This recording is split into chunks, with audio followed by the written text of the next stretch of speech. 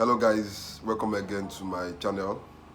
I hope you are doing fine. I hope you are doing great.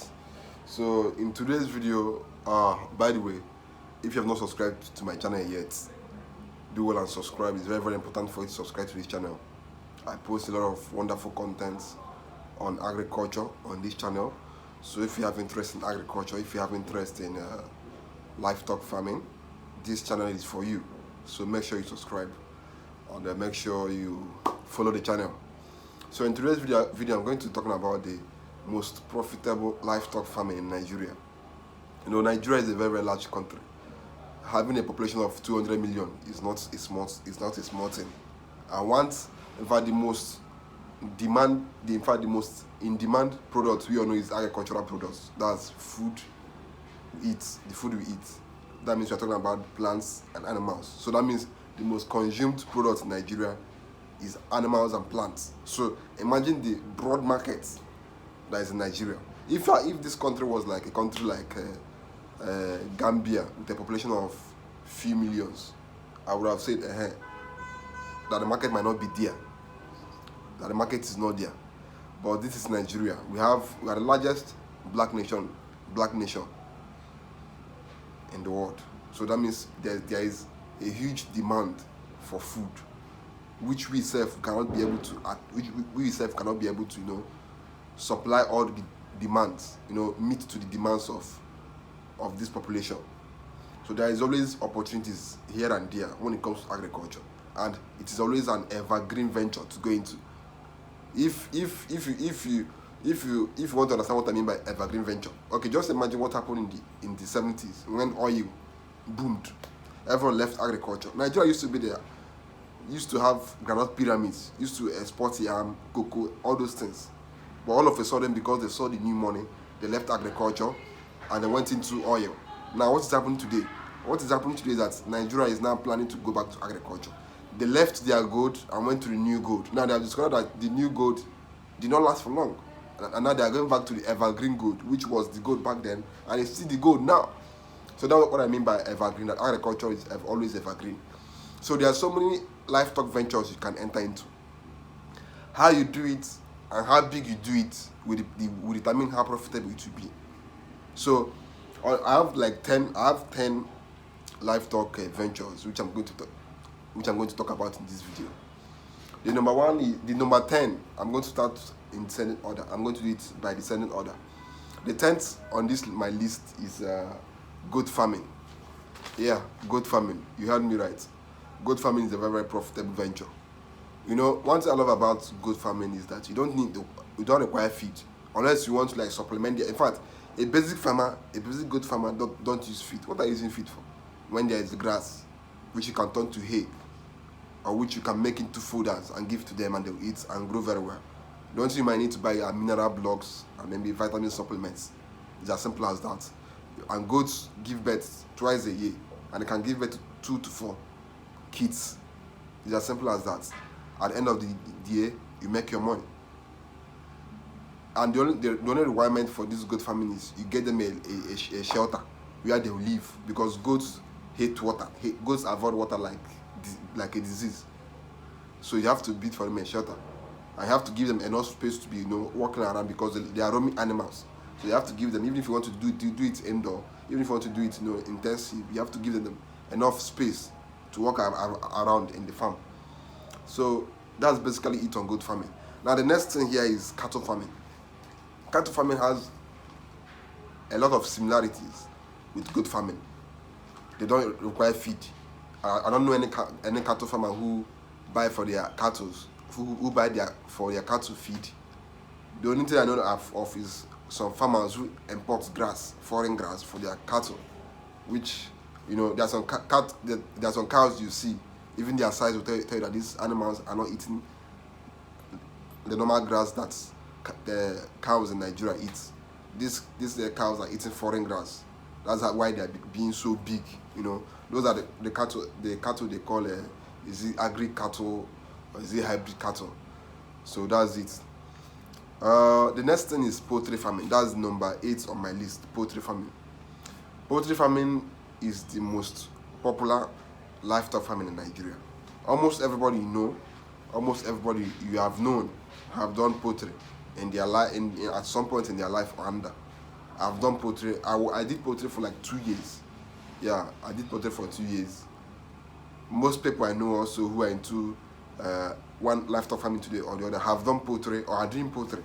So poultry is like the basic livestock farming project that most people go into here in Nigeria, in the north, in the south, is rampant. So, and there is a lot of money to be made in poultry farming, but some people are not able to do it well, and at some point they will say that it's not for them. Once you notice that something is not for you, you might talk bad about it. But if you see those who are doing very well in poultry farming, you know that there's a lot of money to be made in a chicken and in raising chickens. I'm telling you for a fact. Now the number 7 on my list is fish farming. A lot of people these days are going into fish farming, which is encourageable, because most of these people that are going into fish farming are young people who might have looked for a job. There was no job, so they decided to use this one to be holding their body, till something better comes. And along the line, so that there is money in fish farming, and they went full time on it. So people are bettering their life with this livestock farming, with agricultural projects. So that's one thing I love about this agricultural project. Anybody can start it. You don't need to have a certificate. You don't need to know anybody that knows anybody to get into these projects. All you have to have is the knowledge and small capital, and you're good to go. So that's one thing I love about these agricultural ventures. It's something that anybody can do. You can come out of university and engage into it. You must look for a job. For me, the only reason why I will encourage anybody to look for a job so that you can be able to save enough money to start your own agricultural venture. Because me personally, I have a lot of people who say that that agriculture is a dirty job, but there's a lot of benefits to me out of it. So that's why in most times in this video I always use this platform to talk to people to come into these agricultural projects, because Nigeria is a country of 200 million.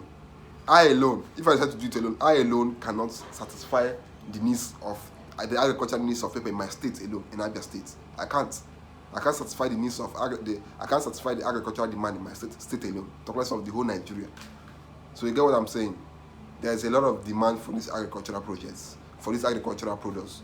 And the only thing we can do for ourselves is to come together and grow these things, satisfy our local demand. Then we start exporting. But to satisfy Nigeria's demand alone is going to be a tough work. So that's why I always tell people to come into this project. Let's build ourselves. That's the purpose of what I do here most times. You get? So the next thing right now is pig farming. You all know that I'm into pig farming. Pig farming depends on your own capacity, because pig farming is not something that anybody can just go into. It's a tough work. Pig farming, in fact, I'll prefer to raise, in terms of which one is easy to raise, I'll tell you that raising cows are easier to raise than pigs. I'm being serious with you. I'm being honest with you. Pigs are very, very stubborn animals, crazy animals. To control them, to tame them is a different work. But cows can be tamed, Cows can be tamed. But pigs, what are you going to tame in pigs? And pigs, pigs require a robust financial input, because they eat, and pigs don't just eat small food. You have to give them enough feed for them to grow. But since that at the end of the day, you still make a profit from it. So that's why people are into it. Because if there's no profit in it, people will not be in it. If there's no profit in anything, nobody will do it. If there's no profit in doing all these projects which we are embarking on, we will not do it. So at the end of the goal and the agenda is to make an ends meet. And that's the purpose of doing all of these things we are doing on this platform. Now the next thing is the fifth livestock project is snail farming. People are beginning to move from going to the bushes to hunt for snails in the night during rainy season, to people now, raising pigs, raising snails in their backyard, raising snails in boxes. I'm into snail farming, and believe me, I'll tell you that is an easy project to embark into, and it has its own profit also. So all you have to do is make your research on it, get your pens, get your pens. Yeah, they are called pens. Where the snails will stay. Get them ready up. Your pits. Most people prefer to use pens instead of pits. Pits are like you dig a ground, plaster it, pour your snails into there. They grow. All you have to do is every day you pour for feed into their pens. What they eat, pawpaw leaf, watermelon. You can go to the market and get the small ones and give to them. They'll eat it. So it's basically an easy and it's not even time consuming and a cheaper project to get into. The only thing that, unlike pig farming, chicken, cattle and goats, you won't be able to always see your animal walking around. It's just one place in that pen. You can't be able to, like how you touch your, how you play around with your pigs, your goats and cattle. You cannot play around with these snails because they are just there. Stagnant at times. Now the fourth farming project is sheep farming. The sheep farming in Nigeria is we leave it mostly to our northern brothers and sisters. If you go to, I think what they eat most in the north should be sheep, that's ram. What they eat in the north most should be ram, should be sheep, that's lamb meat. So here in the south we also consume ram, sheep, but not as much as those in the north. So sheep holds a lot of potential here in the south because most people are not even taking it serious. So it holds a lot of potential. You can get into it and still make your money. Most of the sheep we consume here in the south are gotten from the north, are brought down from the north. Likewise, the cow meat we eat, most of them are brought down from the north. So we can also grow it here. We can also do all these things here. We don't have to be bringing all those things from the north. We can also raise them here because here is the main market. The south is the main market. If you check it for all these agricultural products, the south is the main market. While the producers are from the north. The beans, most of the rice and beans we eat are from the north. So basically we are the consumers and they are the producers. But we can also grow all these things here in the south. Now the next agricultural project we'll be looking into is that's number 3 project is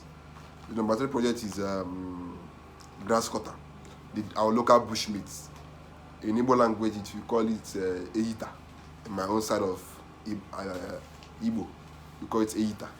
So this bush meat is a nice delicacy, a sumptuous meat. So, and most people are not even into it. In fact, most people in my generation, to be honest with you, most people in my generation have not even tested bushmeat before. So imagine how rare it is these days. But the best thing we can do for ourselves is, instead of us going to the bushes, into the villages to buy these things, why don't we grow it ourselves and still make money out of it? The demand for this bushmeat, just like all these livestock farm products I've listed here, they are all high. The demand for goats is high. The demand for cow is high. The demand for fish is high. The demand for poultry is high. The demand for sheep is high. The demand for all these things are high. So why don't we get into them? Because you know that the only thing that can affect you as a farmer is mortality rates. That's if disease breaks out in your farm. That's the only thing that can affect you. But apart from that, you're always good to go. And if you do your business well, you get your profit at the end of the year or at the end of the day. And the main reason why people get into this livestock projects is to make money. You make money out of it. If it's not making money for them, why would people be into it? So that's it on. That's what you should always know. And if you can be able to raise these animals at the end of the year, you sell them and make your money. So the next thing I'm going to be talking about is turkey. Someone once told me that turkey is a meat for the rich people. No, turkey is a meat for everybody. People love turkey a lot. You know that it's costly. It's costly. And people, if turkey was to be as cheap as chicken, people will be rushing turkey because turkey is a nice meat. People like it. So from what I've said, I know that you already understand that the demand for turkey is high. The demand is there. So if you want a simple project, a project that doesn't require much construction of pens, building projects, you can go into turkey. Turkey is easier to raise than chicken because they are rugged animals, more rugged than chickens because chickens are fragile. Turkey is a more rugged poultry bed, so they are easier to raise. So if you are looking for a simple project to get into, try turkey and see how it goes for you. If you like it, you can expand your farm. If you don't like it, you shut it down. Everything's a matter of choice. Now the last one I'm going to list here is dog breeding. Dog breeding. Dog breeding is just like you breeding dogs for sale, especially foreign, not even local dogs. The local dogs are very, very most people don't buy the local dogs again. What people want these days is foreign dogs, foreign breeds. So if you want to make, and these little dogs are costly. There was a time I wanted to buy a foreign dog. I was told 300,000 naira to buy a small dog. So you see, if you can be able to get them, breed them well, sell them, you make your money at the end of the day. Because people, and believe me, people are buying these dogs. One thing you have to understand in Nigeria is that even if this pen is sold for 1 million, there's somebody that will buy it. The demand for everything is there in Nigeria. There's somebody that will buy it. Do you know what it means to have 200 million people in Nigeria? And Nigerians, we are high consumers. If you check out Nigeria, Nigeria consumes more than it produces. That's why Nigeria still imports many things till today. Almost 80% of what is in fact, at least 70% of what is consumed in Nigeria is imported. It's imported. So you get the point now. There's always markets in Nigeria. Do you know what 200 million means? 200 million people, or even more than that. I think more than that because Nigeria is growing rapidly. Especially those our brothers and sisters in the north, they are growing rapidly. So there is always a market for them. So that's what I wanted to use this video to talk about today. The most profitable livestock farming in Nigeria. They are all profitable. I won't just pick out one and say that this is the most profitable because all of them have their own profit. Even though there will be differences there.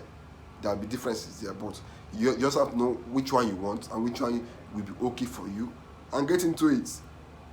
And at the end of the day, you will make your money. Because at the end of the day, our goal is to make money. Our goal is to better our lives and better the lives of those around us. So that's why we are getting into these projects. Not because we are jobless or we don't have anything meaningful to do. Because we want to get these things right. We want to secure a better future for ourselves and for those behind us. That's just the simple reason why we are doing all these things. So all you have to do is check out this list. Know the one that is good for you. Even if you don't want to go for the big ones, like to start cattle farming is going to be really, really expensive. To start goat farm might be expensive. To start pig farm is going to be expensive. It's going to be expensive.